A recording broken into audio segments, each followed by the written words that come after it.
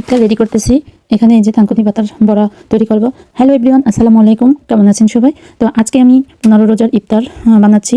এখানে আমি কিছু থানকুনি পাতা, ডাল, আতপ চাল এগুলো বেটে তারপরে যে কাঁচা মানে পেঁয়াজ দিয়ে, হলুদ, মরিচ, সব কাঁচা মরিচ সব কিছু দিয়ে তারপরে মেখে নিলাম। আর এখানে আমি বেগুনি ভাজবো, বেগুনির ডোটা তৈরি করে নিলাম।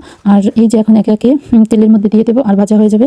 তো সব কিছু রেডি করে একসাথে রান্নাবান্না করতে কিন্তু তাড়াতাড়ি হয়ে যায়। আর এটা হচ্ছে ইফতারের আগে আগে এই ভাজা পোড়াটা করতে হয়, কারণ গরম গরম না থাকলে আবার খেতে তো ভালো লাগে না। আর আল্লাহ আমাদের জন্য রোজা ফরজ করে দিয়েছে, আর আমরা মানুষরা করেছি কি ইফতারকে মানে ইফতারের যে এই যে ভাজা পোড়া এগুলো আমরা ফরজ করে নিয়েছি। মানে এগুলো ছাড়া কোনো রোজাই আমাদের স্বয়ং সম্পূর্ণ হয় না। মানে ভাজা পোড়া থাকতেই হবে। এটা একদম মনে করেন ভাইরাল সারা মুসলিম যারা ইফতার করে তাদের সবার জন্য।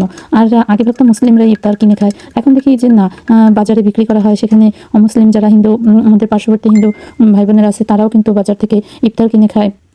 তো যাই হোক, আমাদের এই যে ইফতারটা কিন্তু থানকুনি পাতার যে বড়া কে কে পছন্দ করেন, আর তাদের জন্য এই যে তারা এরকম রমজান মাসে এরকম ইফতার মানে থানকুনি পাতার বড়া তৈরি করে খেতে পারেন।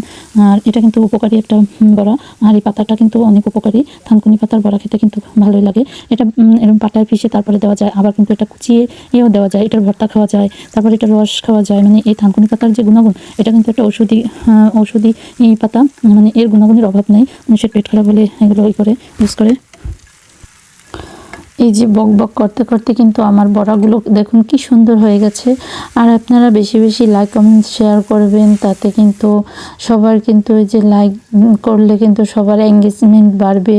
আর আমার ভিডিও আপনার সামনে গেলে ধাক্কা দেবেন না, তাহলে কিন্তু আপনারই ক্ষতি। আপনি দেখে ফেলেছেন তো আপনিও একটা লাইক, একটা কমেন্টস, এগুলো লাভ, রিয়াকশন এগুলো দিয়ে যাবেন, কারণ আপনার তাতে উপকার, আমারও উপকার, কারণ আপনারও এঙ্গেজমেন্ট বেড়ে যাবে। তো যাই হোক, কথা বলতে বলতে কিন্তু অনেক কাজ শেষ করে ফেলেছি। এই যে আমার বড়াগুলো ভাজা হয়ে যাচ্ছে। আর আলহামদুলিল্লাহ আজকে আমরা 15 রোজার মানে ইফতারের আয়োজন করলাম। আর সব কিছু কিন্তু রোজা যে এবছরের রোজা যে এত আরামদায়ক ছিল, মানে কোনো কষ্ট নাই, আর কিন্তু অনেক আরামদায়ক। তা আজকে আমি প্রথম এত ইফতারের আয়োজন করেছি। আমি এত ইফতারের আয়োজন করি না, কারণ আমি একা একা, তাই খুব কম ইফতার দিয়ে আমি ইফতার করি, বেশি ইফতার রেডি করি না আমি।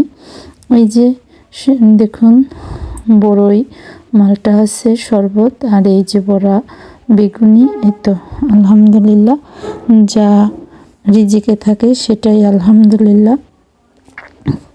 তো আপনারাও কীরকম ইফতার করেছেন জানাবেন। তো সবাই ভালো থাকেন। আল্লাহ হাফেজ।